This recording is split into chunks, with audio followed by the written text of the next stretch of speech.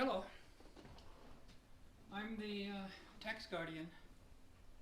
This is part one of, did you know that President Bush was a con man, the same as President Ronald Reagan?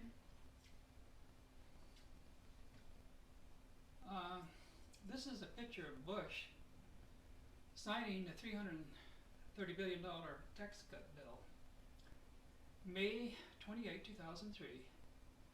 Two reasons this is wrong. The Afghanistan war has been in progress since October 7, 2001, and the Iraq war began almost 2 months prior to the signing of this bill. So, two wars are in progress. The date? This bill was drafted and passed in Congress. Both houses were controlled by Republicans. Go up a little bit here. Can you? Okay, that's good. Now, in the House, 99.6% of Republicans voted for this bill. 96.6% of Democrats voted against this bill. In the Senate, 48 Republicans and 2 Democrats voted for this bill.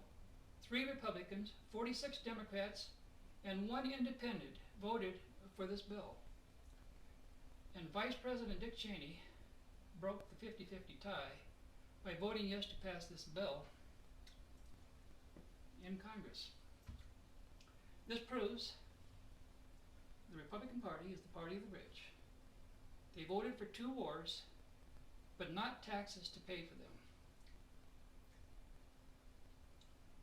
The rational, responsible, and patriotic thing for President Bush to do is to veto this bill and pay for the 2 wars that Congress authorized and he started.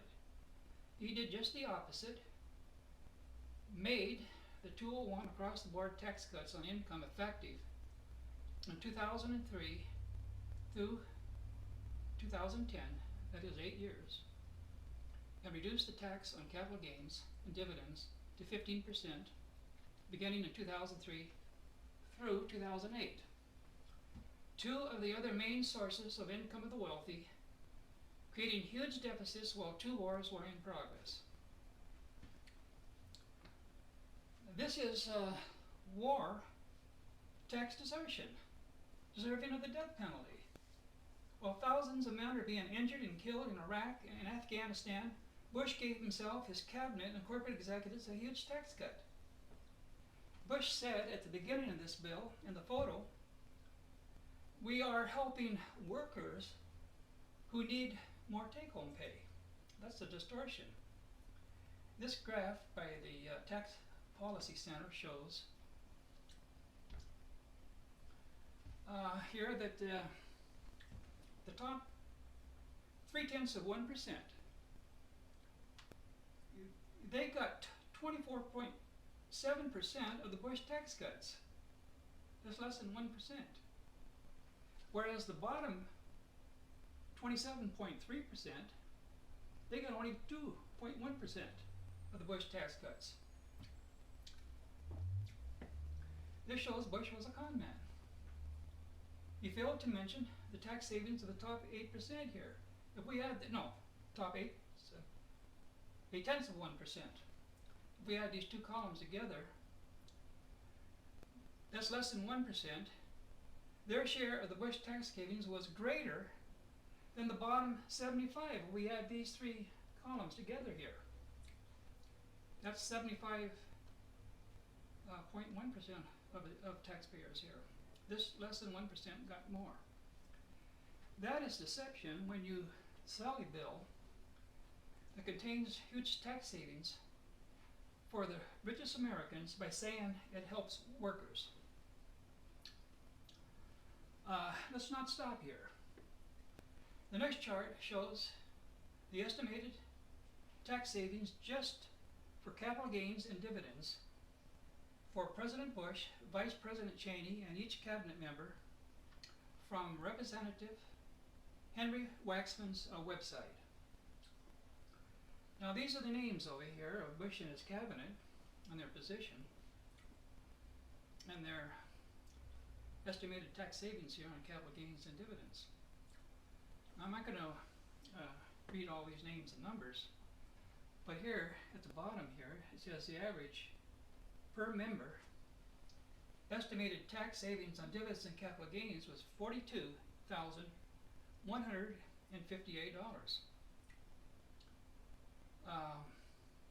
To $167,284.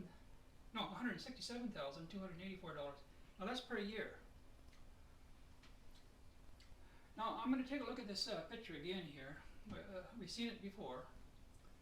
President Bush signing the $330 billion 2003 tax cuts bill, skewed in favor of the wealthy, while two wars are in progress.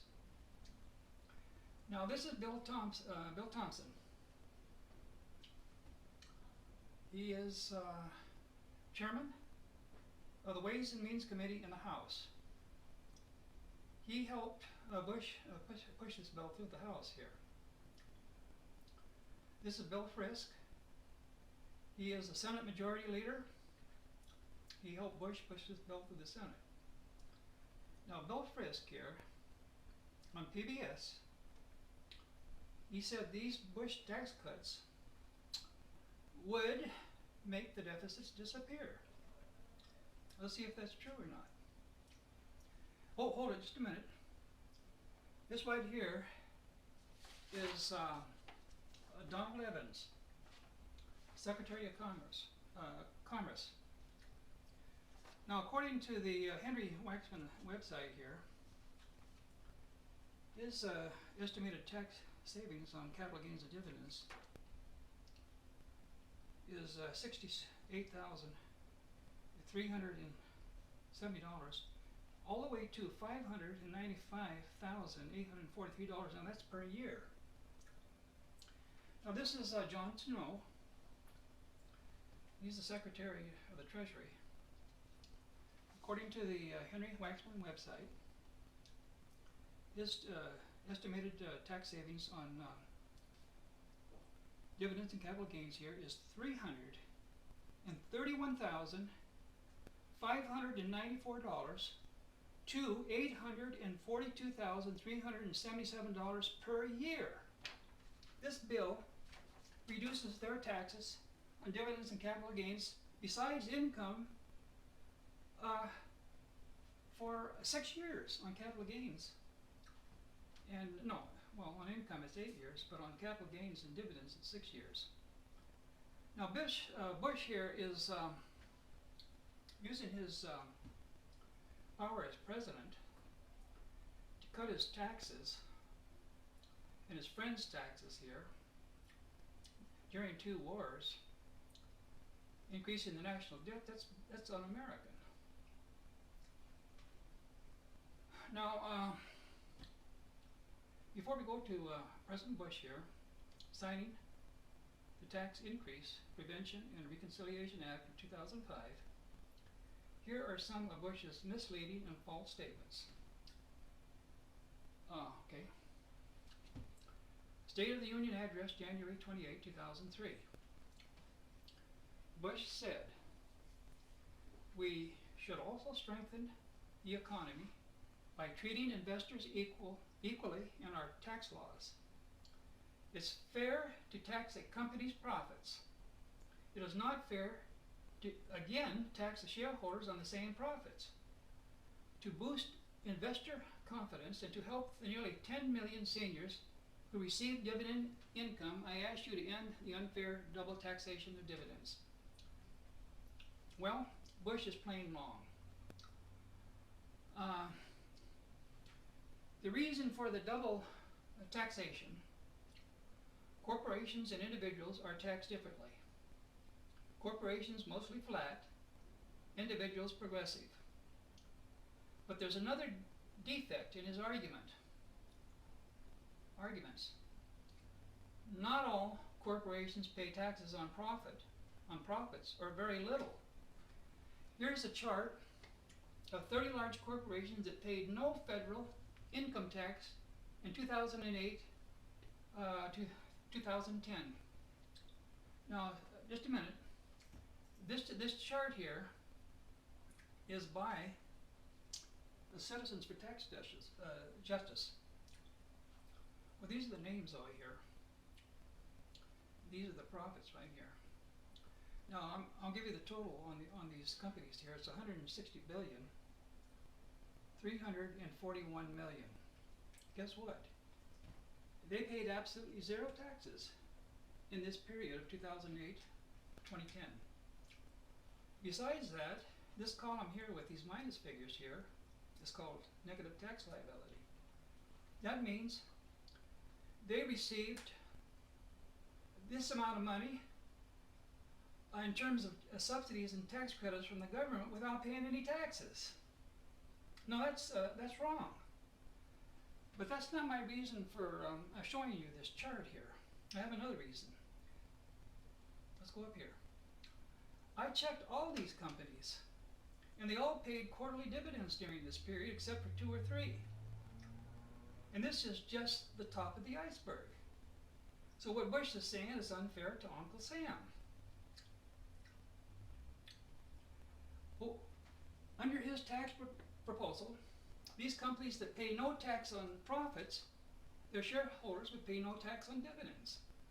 That is cheating the motherland twice.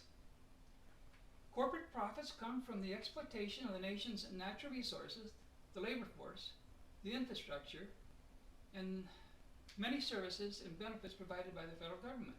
Therefore, they should pay a tax on profits and shareholders a tax on dividends. These are two different entities. George W. Bush says no.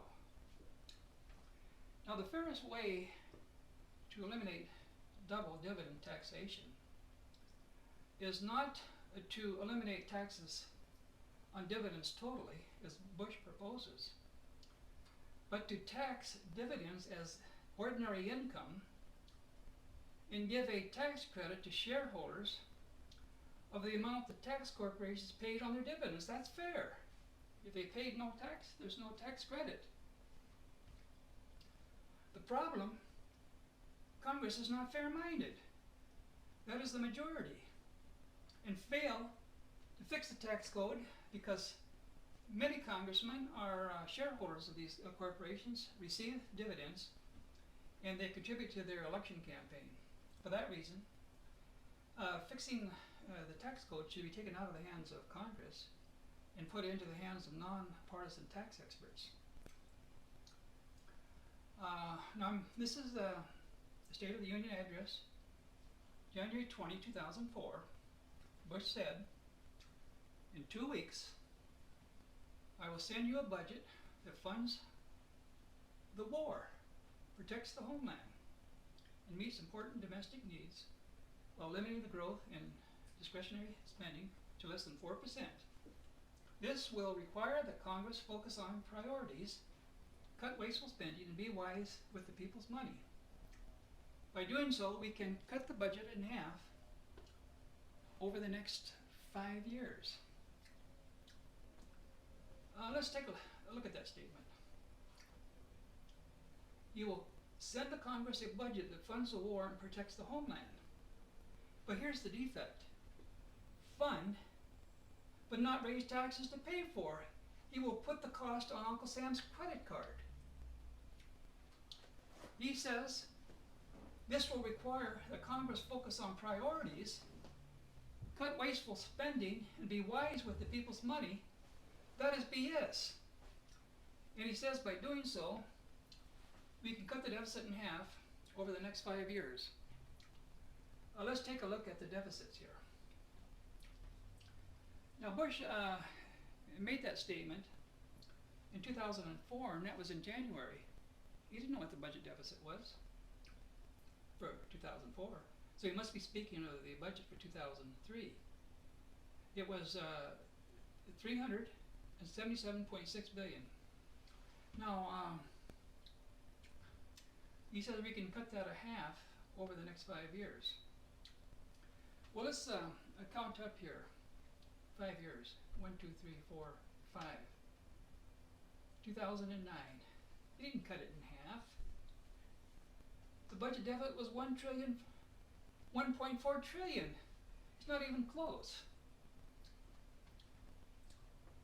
It's way off. Let's go here.